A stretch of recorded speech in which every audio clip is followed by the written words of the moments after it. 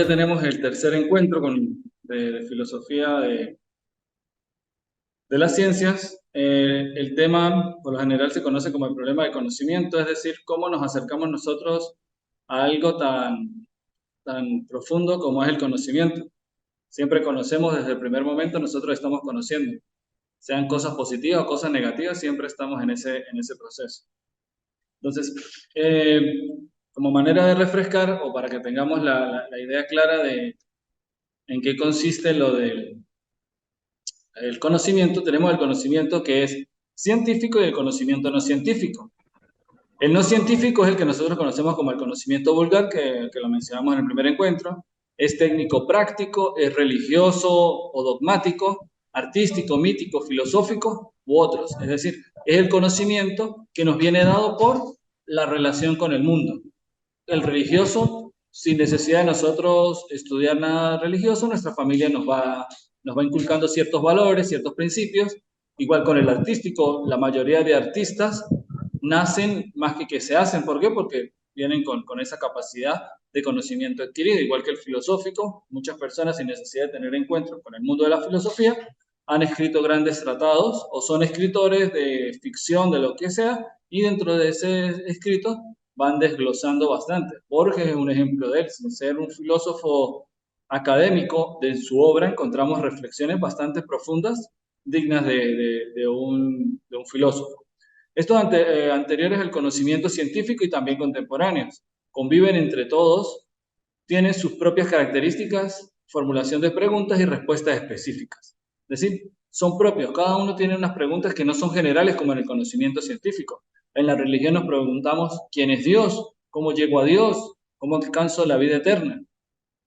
Mientras que en el filosófico se pregunta qué es el hombre, qué es el mundo, qué es el tiempo, qué es el espacio, qué es la sociedad, porque entra en todas las aristas.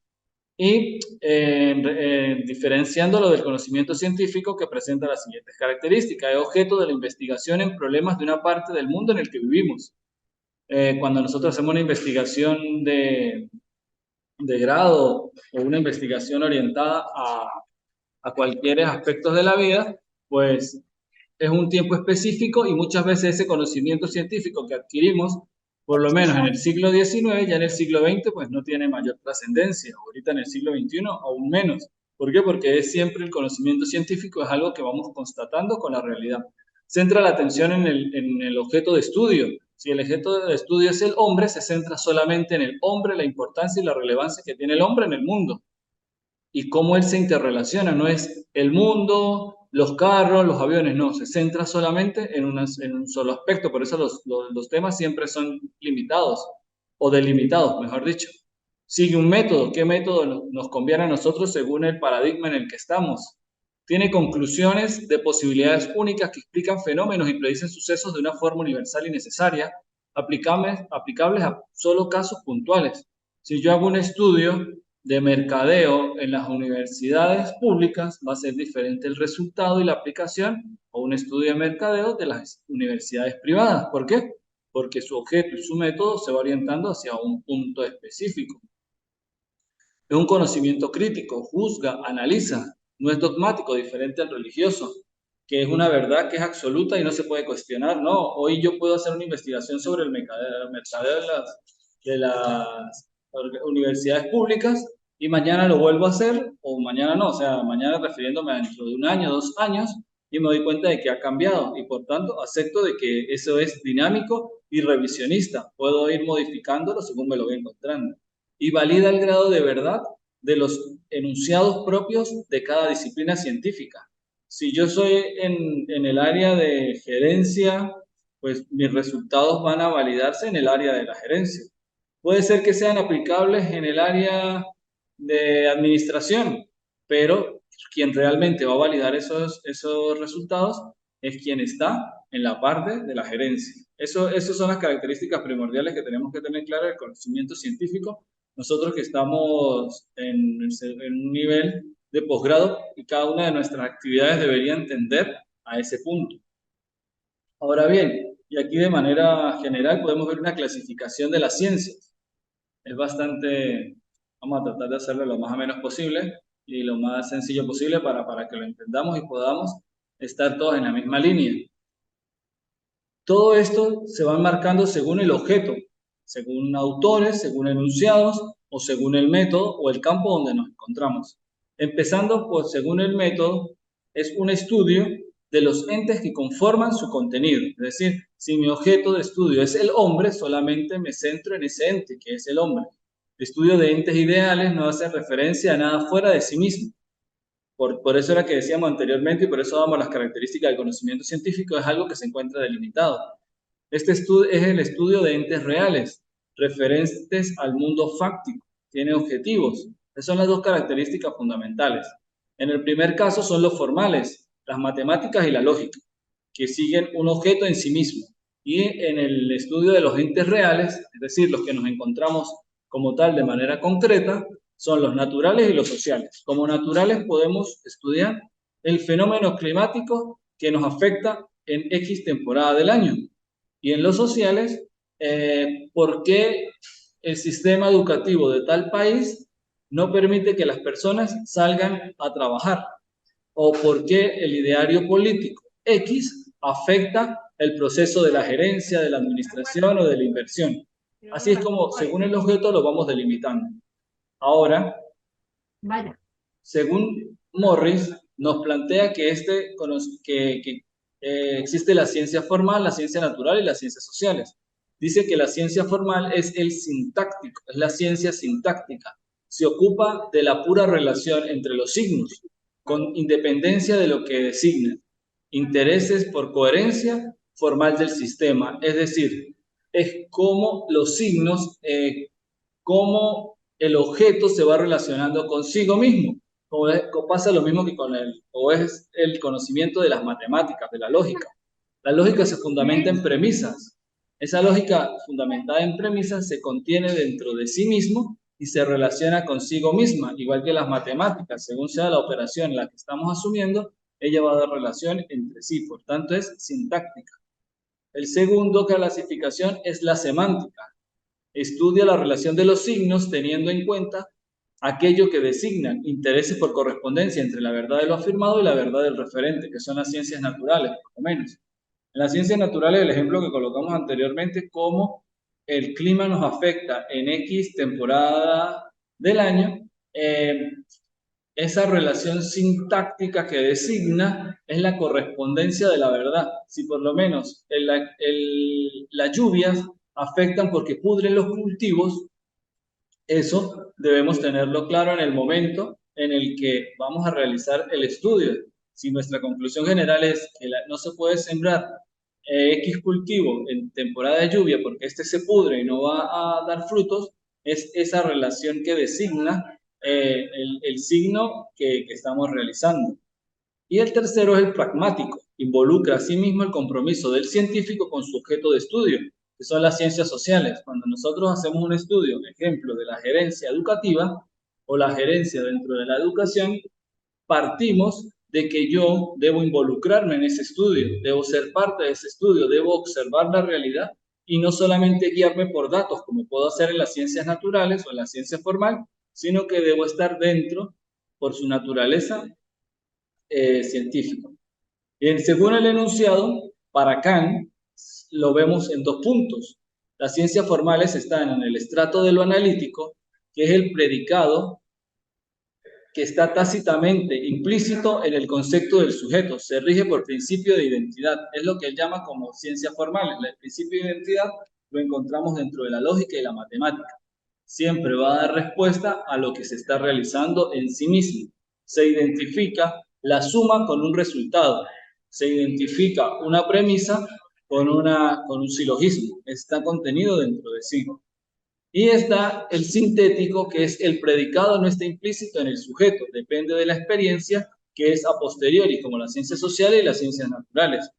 Si nos damos cuenta hasta este punto, toda la clasificación, sea por su objeto, según su enunciado, nos la va a marcar siempre en tres características: la ciencia formal o matemáticas, lógica, las ciencias naturales, estudio física, química, biología, todo lo que va relacionado con estos estudios, agronomía, agropecuaria, y las ciencias sociales, que son las que en el área en el que nosotros nos desenvolvemos son más prácticas para nosotros. En el caso de la maestría en gerencia y liderazgo, las ciencias sociales son fundamentales porque tenemos que entender cómo se comporta una institución desde el punto de vista de la gerencia y del liderazgo, y eso no nos puede servir solamente con resultados fríos como en las ciencias formales o como en las ciencias naturales, sino que tenemos que estar dentro de ello. Luego, otra clasificación puede ser según su método. Según su método puede ser deductiva o empírica. Las deductivas requieren coherencia de los enunciados con el sistema admitido previamente, que son las ciencias formales, por lo menos.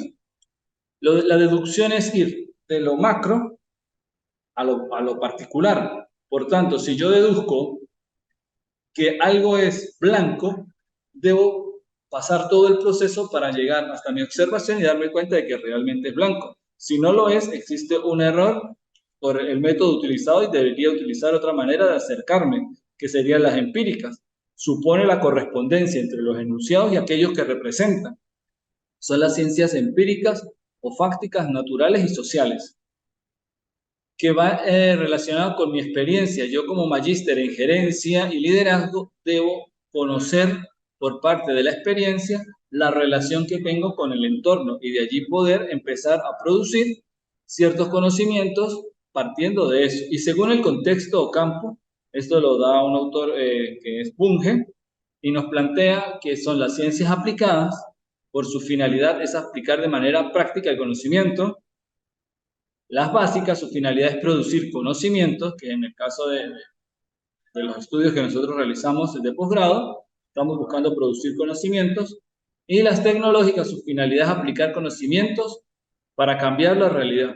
Es muy parecido con la técnica, con la parte técnica, de que yo conozco y tengo cosas para cómo mejorar la realidad en la que me estoy encontrando. Eso sería de manera general la clasificación de las ciencias. Tenemos que tener claro que son formales, eh, las naturales y las sociales. Ahora, dentro de esa clasificación tenemos el lenguaje, que es fundamental para la ciencia. Si nosotros no sabemos comunicarnos, va a ser difícil, o si no sabemos manejar el lenguaje, va a ser difícil que el conocimiento lo podamos activar. Dentro de la filosofía del lenguaje, que es considerado el estudio de las relaciones entre los usuarios, el mundo y el lenguaje, es decir, cómo nosotros nos relacionamos con el mundo por medio del lenguaje. No podemos tener un lenguaje de señas para comunicarnos, podemos tener un lenguaje gestual, tenemos un lenguaje hablado y un lenguaje científico, que es el que nosotros abordamos cuando aplicamos un método o utilizamos un paradigma. Es un modo de comunicación básico entre las personas por medio de códigos convenidos socialmente. ¿Por qué es importante que tengamos claro esto? Yo no puedo ir a hablar en una comunidad rural como si estuviese hablando dentro de la academia, dentro de una universidad, porque las personas no nos entenderían muchos términos, y no porque no tengan la capacidad de hacerlo, sino no han tenido la oportunidad de tener contacto con él. Igual yo puedo decir, no, esta clase es para personas con dificultades auditivas, pero yo llego y hablo y no manejo el lenguaje de señas, pues es complicado que ellos me vayan a entender, porque el código debe ser convenido. Si todos hablamos castellano y tenemos un cierto nivel para podernos comunicar en este posgrado de maestría. Yo utilizaré unos términos que para ustedes pueden ser nuevos, pero ustedes los van a investigar y la segunda vez que yo los utilice ya no van a ser nuevos. Yo en sus investigaciones puedo ver diferentes enfoques de una misma realidad, lo cual sería fundamental al momento de trabajar y de actuar dentro del proceso educativo. Y por último, la articulación a partir de unidades básicas de significantes abstractos. ¿Qué es lo abstracto? Es todo lo que nos trasciende, todo lo que va fuera de nuestro entendimiento con la realidad, la parte del choque con un contexto. Y esa articulación es necesaria para poder entender en la parte matemática, por lo menos cuando yo quiero decir qué es el número 4, cuando yo quiero expresarlo, porque es algo que no lo puedo llevar a la parte concreta, sino totalmente eh, en la parte de, de la abstracción, de lo que está en nuestra mente, y no lo podemos, el número 4 yo no lo puedo identificar como tal dentro de la sociedad, de nuestro ambiente, de cómo nos movemos, pero sí puedo explicar qué es 4, cómo hago el 4, cómo formulo el 4, cómo llego a ese resultado según si sumo 1 más 3, 2 más 2, 3 más 1, 0 más 4, voy a tener ese resultado, o resto a 10 le resto 6, es decir, tengo muchas maneras de explicar cómo obtener ese número, mas no puedo presentar y decirles, mire, les presento, así es como es la forma, la esencia y la naturaleza del número 4, solamente lo puedo explicar por medio de significantes abstractos. El lenguaje según el modelo Jacobson, es importante entender lo que es el básico, que es la corriente funcionalista, que es el emisor que tiene un mensaje para que reciba un receptor, que es lo que nosotros venimos aprendiendo desde bachillerato. Pero ¿qué es ese mensaje? Ese mensaje llega por medio de un canal que es físico, que sea natural o artificial, es decir, por medio de la voz, por medio de parlantes o por medio de la escritura. Una expresión por un código. ¿Cuál es el código que estamos utilizando? El lenguaje de señas, la escritura o la expresión de palabras habladas. Y un referente, aquello de lo cual trata el mensaje contenido. ¿De qué se habla? En este punto estamos hablando de filosofía de las ciencias dentro de la maestría de gestión y liderazgo. Por tanto, es fundamental que el mensaje que les llegue a ustedes vaya relacionado a eso. Si yo me pongo a hablar aquí de metafísica y la trascendencia del mundo, desde el punto de vista de la psicología, pues no, nos puede servir y nos puede orientar, pero no es el mensaje final que perseguimos en este encuentro que estamos teniendo. Las funciones del lenguaje varían según se haga énfasis en uno u otro de los aspectos del esquema, es decir, si nos damos cuenta, son 6 elementos. Si yo me centro en el emisor, es por lo menos la propaganda de la política populista de mover los sentimientos y las emociones de esa persona. No importa el mensaje, sino que esa persona se le mueva la fibra. No me interesa hoy decir una cosa y mañana otra, sino que las personas lo sientan. Si me centro en el mensaje, es esas personas que rayan muchas veces en lo dogmático, si le hago mucho hincapié. Nuestra religión es la verdadera porque el mensaje que nos dio nuestro creador fue tal, tal, tal. O si nos centramos solamente, perdón, aquí me equivoqué, en el primero, en el emisor, es si me centro solamente en presentarme yo, en darme a conocer como la persona que más sabe. Y el receptor es si me centro en esa persona, que es la idea de los políticos que se centran en mover las fibras de la persona. Me puedo centrar en el canal, solamente en cómo hablar, cómo expresarme, pero el mensaje carece de sentido, en el código o en el referente. Lo ideal es que haya un equilibrio en estos 6 aspectos, de que me centre, que yo como emisor dé a conocer la información, el mensaje sea coherente, el receptor lo entienda, el canal y el código y el referente sea algo que vaya de las manos. En un enunciado suelen haber más de una función, pero siempre prima una. Entonces tenemos que estar claros en cuál es la que vamos a primar. En este caso debería primar el mensaje del referente, es decir, de qué se habla, de qué estamos hablando, es lo que debería primar en un encuentro de cualquier aula que nosotros estemos trabajando. Y luego aquí de manera general vamos a hablar de los elementos del proceso semiótico, que es fundamental tenerlo claro, que existe el signo, algo que refiere a la cosa. Puede ser un signo natural, que es el humo, eso es una manera, un signo icónico, que es un mapa, un signo combinado, que son las palabras. Es necesario tener claro la diferencia entre signo y símbolo. El signo es algo que yo puedo contrastar y por eso es fundamental que lo tengamos claro. ¿De qué naturaleza es? Si es de la natural, si es icónico, si es combinado. Y los pares de atribución de signos y significado, que es lo denotado con lo connotado, la designación de lo denotado, el sentido de la denotación, la intención de extensión y el significante significado. Y así existen infinidad de relaciones que nosotros podemos realizar. Lo designado es aquello o que el signo alude. Por ejemplo, ¿qué alude el humo? El signo del humo, ¿qué nos puede decir? Un fuego que está creciendo o se está apagando. Entonces, si yo estoy en mi casa y veo humo, ¿me debo preocupar o no me debo preocupar? Claro que sí me debo preocupar si yo no he prendido ningún fuego. Significa que hay algo que está encendido y debo tener cuidado y debo cuidarlo. Por tanto, y está el intérprete, que es el usuario, quien supone el segundo en presencia del primero. Es decir, hay humo en mi casa, por tanto hay fuego, debo ir a apagarlo. Luego llego y veo que un hijo, un familiar, cualquiera está fumando y por eso es que existe ese humo, pero es la relación que yo haga en el momento. porque en la casa nadie fuma. Mira, hoy empezó a fumar alguien y empecé a ver humo, por eso me preocupa. La semiótica viene de una raíz anglosajona de Pierce Morris que deriva de la lógica del estudio de los sistemas de signos. Tiene un índice que es el signo que representa un objeto por contigüidad. Humo-fuego, la relación que estábamos estableciendo anteriormente. Un símbolo que es el signo que representa un objeto por arbitrariedad.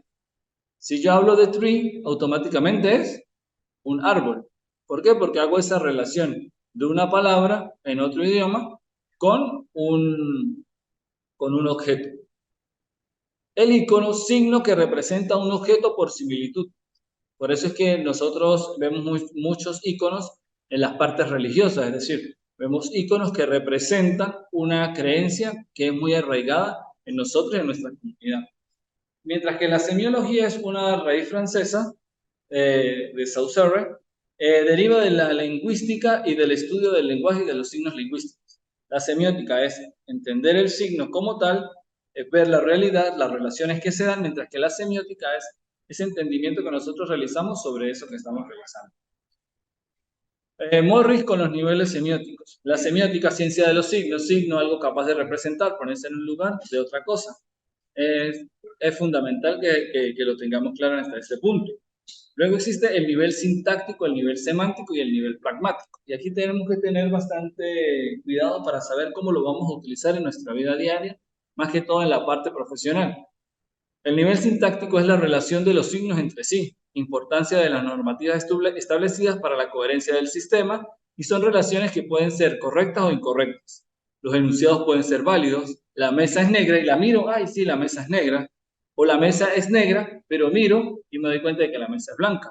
O inválidos, negra, la mesa es. También va muy relacionado con la parte sintáctica, a cómo yo compongo una oración, que sea válida, no solamente porque yo observe que la mesa es negra, que sería la finalidad de ese signo, sino, o de ese nivel que estoy expresando, sino que también la estructura sintáctica, que es castellano, cómo debe ser una oración para que sea entendible, nos dice que negra, negra, la es mesa, no tiene sentido para nosotros. Puede ser que cuando estamos empezando a hablar eso tiene sentido, pero es la estructura mental que no entiendo.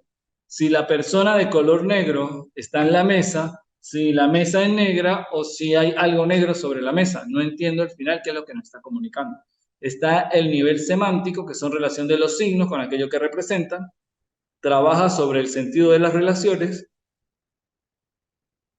están los enunciados, pueden ser verdaderos. El agua hierve a 0 grados centígrados. O falsos, el agua hierve a 5 grados centígrados. Aquí creo que el agua hierve a 100 grados centígrados. Hay un pequeño error de tipeo bastante grande. El agua hierve a 100 grados centígrados.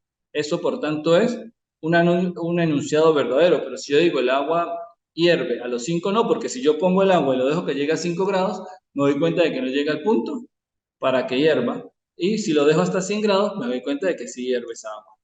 Son las ciencias empíricas las que dictaminan la verdad o falsedad de los enunciados. ¿Por qué las ciencias empíricas? Porque parte de la necesidad de contrastarlo con la realidad. Y el nivel pragmático es la relación de los signos con sus usuarios, uso e interpretación. Y eso es algo que ya utilizamos más nosotros en nuestra vida. Si yo ando en carro, llego más rápido que caminando. Por tanto, es un uso pragmático de un signo, que en este caso sería el carro, que por medio del usuario nos damos cuenta si es verdad o es mentira. Pero si el carro se accidenta, pierde el nivel pragmático de llegar más rápido, porque más bien voy a llegar más lento porque tengo que cuidar de que el carro sea reparado para poder seguir. Otra forma que tenemos para acercarnos, y es importante tener claro, y ustedes lo van a desarrollar más adelante en otra asignatura, en otra cátedra, en otro curso, es la epistemología. Vamos a verlo de manera general, que es la rama de la filosofía cuyo objeto de estudio es la construcción y constatación del conocimiento científico. La epistemología se centra en el conocimiento científico que sea contrastado. Etimológica viene del griego episteme, que es conocimiento, más logo, que es teoría, tratado, estudio, y es el estudio tratado sobre el conocimiento. No confundir con, primero, con metodología, que es el procedimiento, para la construcción del conocimiento científico. No hay que confundirlo con eso, hay que tener cuidado con eso. Segundo, la filosofía de las ciencias, que es más abarcadora y más abstracta, que es lo que nosotros estamos estudiando. Si se da cuenta, dentro de la filosofía de la ciencia estamos estudiando el lenguaje, estamos estudiando la epistemología. Mientras que la epistemología es más concreta, solamente se encarga del conocimiento como prueba científica.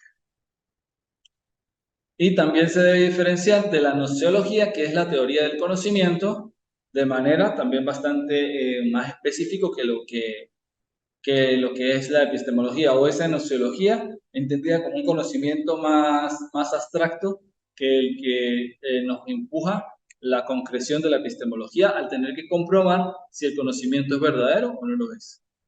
¿Cuál es el inicio de la epistemología? Nace con la era moderna, en el siglo XV y XVI, donde se define sujeto moderno, individual, racional y experimental. Entonces el sujeto es individual, él es moderno y es también racional, experimental. Dentro de otro aspecto, ya lo he enunciado varias veces, es del conocimiento formal, que nos damos cuenta que está la matemática y la lógica. En este sentido, la lógica debe ser entendida como el pensar correcto. Esa es la definición clásica. Es decir, que el pensamiento va de una manera ordenada, coordinada y siguiendo ciertos pasos que le dan una estructura.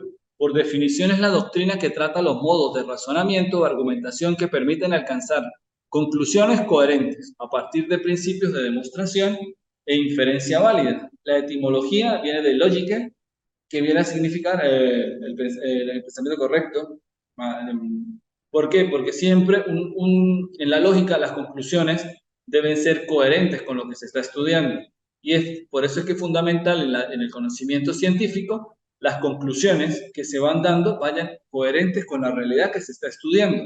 Y por eso se permite que cambien, porque cuando cambia un factor dentro de la investigación, automáticamente el proceso lógico y las conclusiones van a variar por esa cuestión.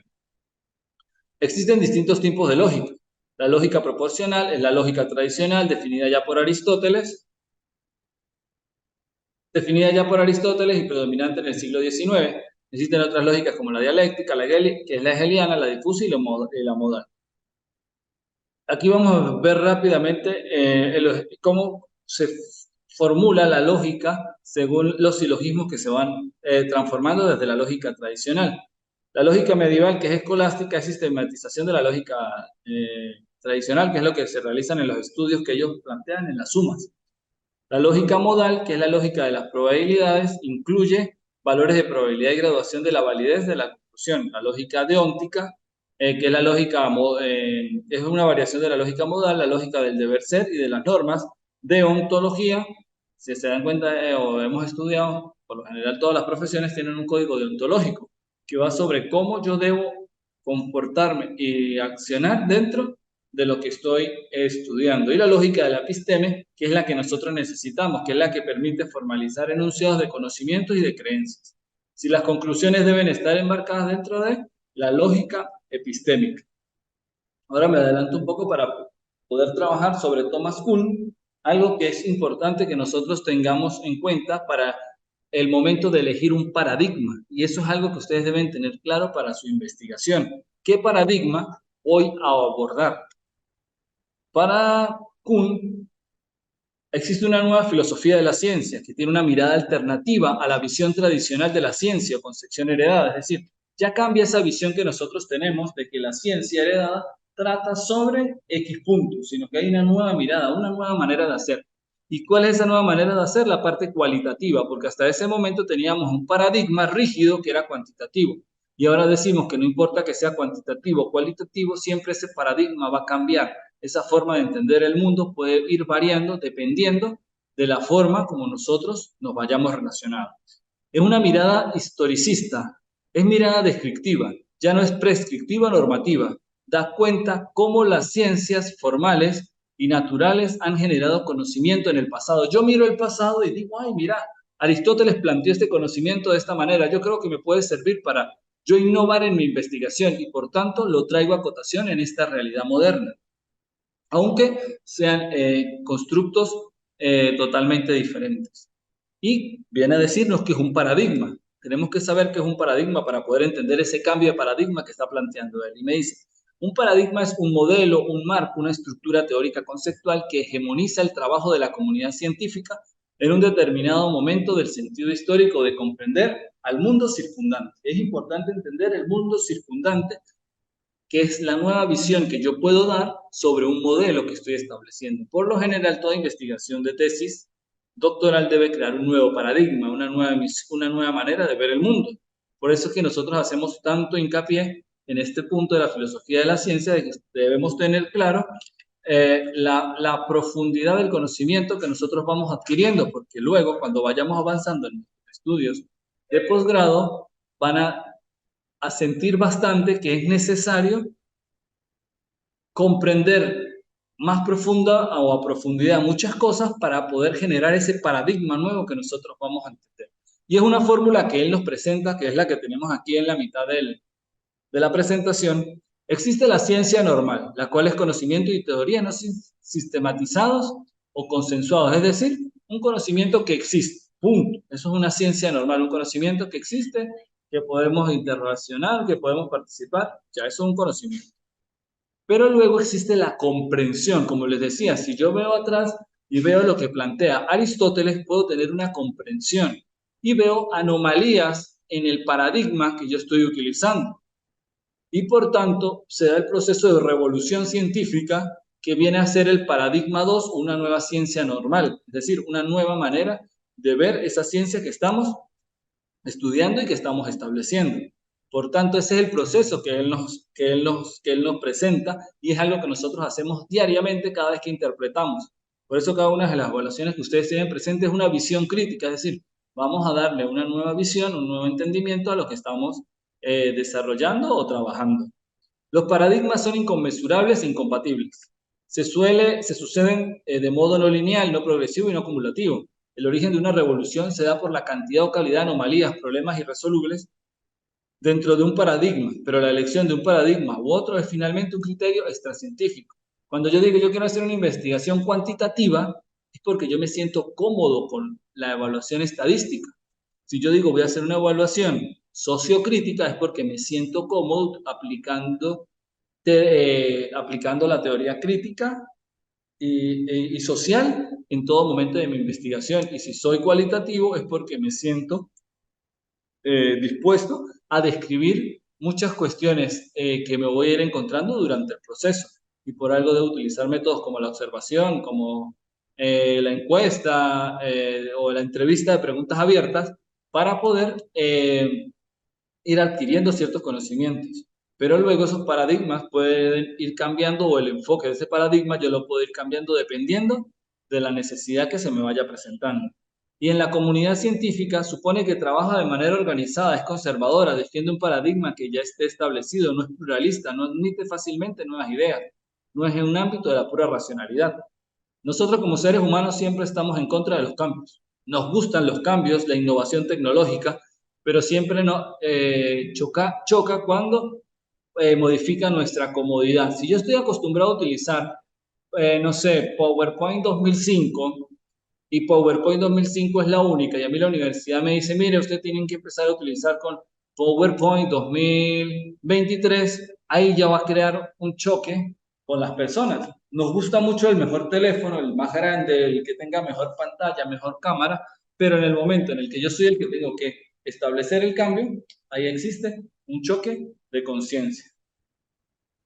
Y para concluir, es fundamental tener claro la elección del paradigma. Yo debo tener un criterio, una finalidad y una construcción epistémica para establecer un paradigma, para yo elegir un paradigma, un modelo, una manera de crear o de acercarme al conocimiento. Por tanto, ese criterio debe estar fundamentado y sustentado desde una realidad bien establecida. Es decir, y esa realidad bien establecida es que yo voy a hacer una investigación formal, natural o, eh, o científica, natural o de ciencias sociales.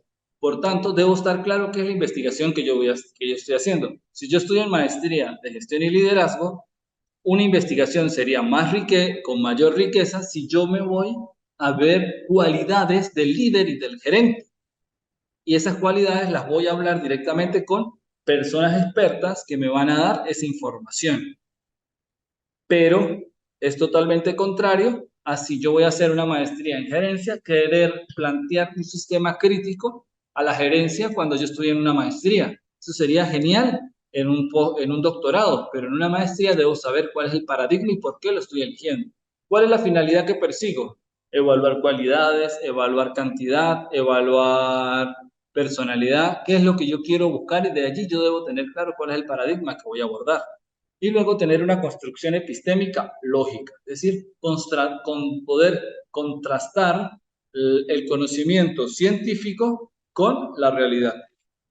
De allí la importancia de tener claro que es un paradigma y ver cómo funciona dicho paradigma, por la necesidad que tenemos de construir algo que sea comprobado y comprobable dentro, dentro del sistema o del proceso educativo que estamos realizando. Por ende, con filosofía de las ciencias, el objetivo último era lograr y entender que existen paradigmas, que existen formas de ver el mundo totalmente diferentes, que la ciencia, desde que nace con los griegos hasta la actualidad, ha cambiado 1001 veces, y por eso es que Kuhn plantea ese principio de que es fundamental entender que los paradigmas evolucionan, que no importa que la sociedad sea rígida, lo importante es que el paradigma evoluciona y por tanto todo es mejor siempre y cuando vaya de la mano de unos conocimientos y de unos criterios y de una construcción epistemológica que sea fundamental e importante para el desarrollo de lo que estamos haciendo. Por eso, filosofía de las ciencias es la base sobre la que vamos a fundamentar muchas veces nuestras investigaciones, para tener esa construcción epistémica que vamos a necesitar y que va a ser exigida al momento de nosotros presentar nuestro trabajo.